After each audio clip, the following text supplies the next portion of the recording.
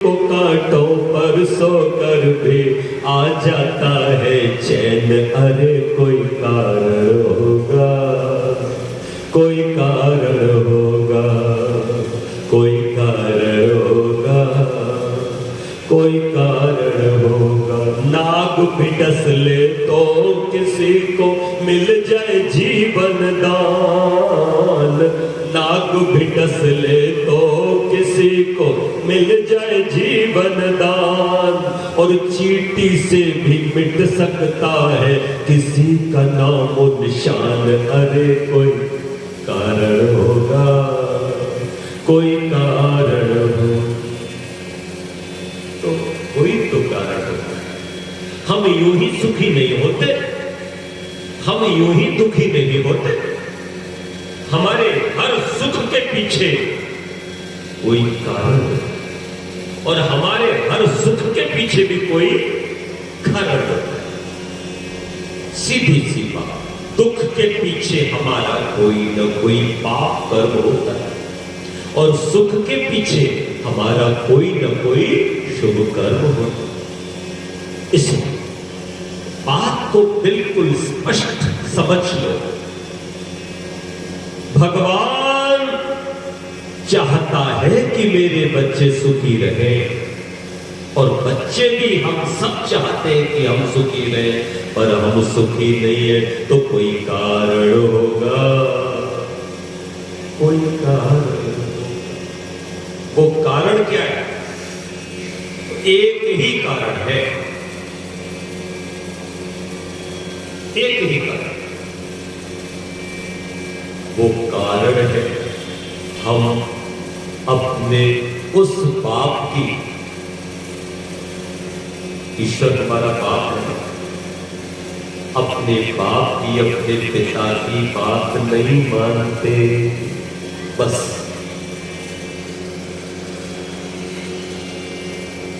हम अपने पिता की बात नहीं मानते, अपने पिता की आज्ञाओं का पालन नहीं करते। और श्रीदाना में क्या लिखा?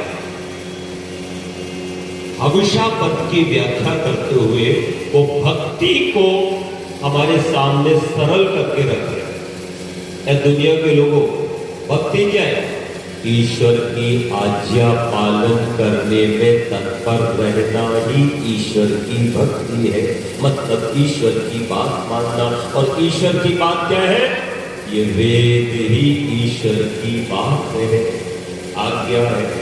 इसको फॉलो करोगे कभी दुखी नहीं रहोगे। और ये आज्ञाओं का पालन नहीं करोगे तो दुखी होगे। जिसने बात मानी वो मुक्त हो गए, परम गति को, सदगति को प्राप्त हो। और जिसने नहीं मानी वो आवागमन के चक्कर में पड़ गए। मैं निवेदन करना चाहता हूं, आप लोग बहुत अच्छे से जानते हैं कि ये मनुष्य देह हम सबको मिली और इस प्यारी सी सुंदर सी मनुष्य देह को पाकर मैं सच कहता हूं, कोई विरला ही होता है जो यात्रा शुरू करता है। यात्रा शुरू नहीं करता, यात्रा शुरू ही नहीं हुई और जीवन बीत गया। दिल्ली में एक सड़क है जिसको कहते हैं रिंग रोड। रिंग रोड का मतलब होता है गोल। मतलब अगर व्यक्ति उस रोड पर चले तो पूरी दिल्ली घूम करके वहीं आ जाएगा जहां से चला। विज्ञान की भाषा में इसे चलना, जितेंद्र जी, नहीं कहते। चलना उसे कहते हैं यहां से चलकर यहां पहुंच, ठीक है ना? जहां से चले वहीं आकर के रुक गए तो फिर तुम कितना भी चले हो तुम नहीं चले। तो लोग चलने को तो चल रहे, लेकिन या तो वो रॉन्ग साइड चल रहे। दिल्ली इधर है, लखनऊ इधर है, जाना दिल्ली है, चल पड़े लखनऊ की ओर तो तुम कितनी भी श्रद्धा से चले तुम्हें दिल्ली नहीं मिली, बल्कि जितना चलो दिल्ली उतनी ही दूर होती जाए। लेकिन अगर तुम दिल्ली वाले सही रास्ते पर आ गए तो तुम जितने कदम बढ़ोगे दिल्ली उतनी ही कम होती चली जाएगी और अंततोगत्वा एक दिन तुम्हें दिल्ली मिल ही जाएगी। इसीलिए कहा वेदाहमेतम पुरुषम महंतम आदित्य वर्णम तमसा परस्तात् तमेव विदित्वा मृत्युमेते नान्या पंथा विद्यते। वेद ही एकमात्र परमात्मा तक पहुंचने का मार्ग है। नान्या पंथा कोई दूसरा नहीं। इसलिए मैंने एक दिन लिखा, मुझे लिखने का भी बहुत शौक है, भगवान ने ये कला भी मुझे दी। मैंने लिखा वेद की बात सुन के जाओगे पढ़ाई को सारी दुनिया की खुशियां पाओगे। वेद की बात सुन के जाओगे सारी दुनिया की खुशियां पाओगे।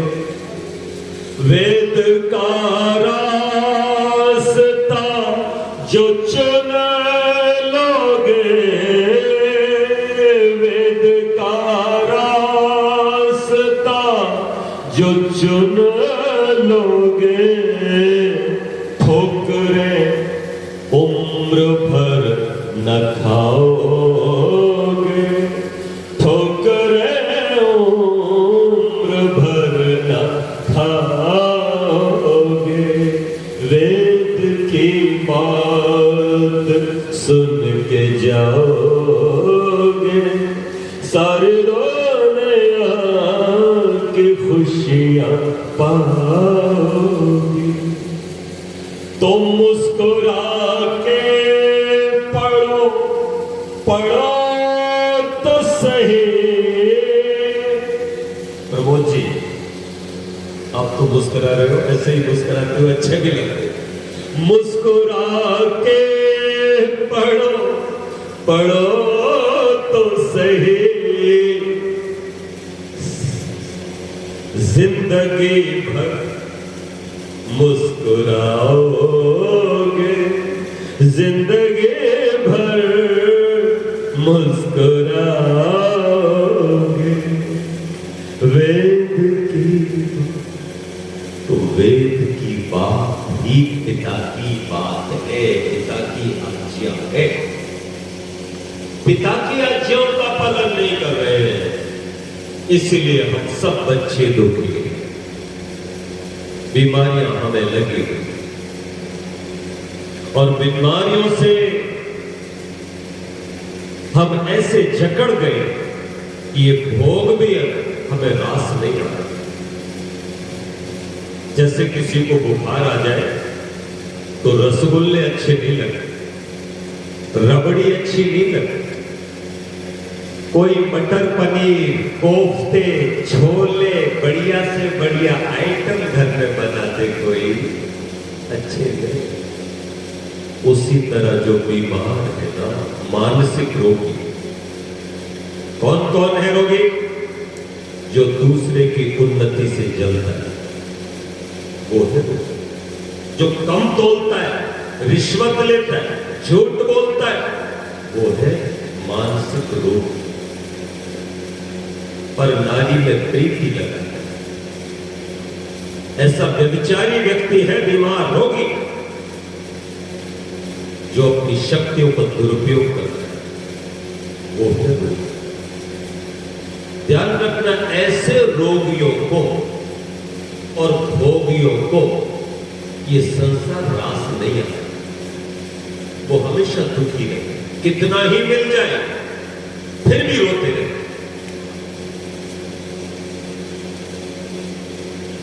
चेयरमैन बन गए तो विधायक बनना चाहते, विधायक बन गए तो मंत्री बनना चाहते, मंत्री बन गए तो मुख्यमंत्री बनना चाहते।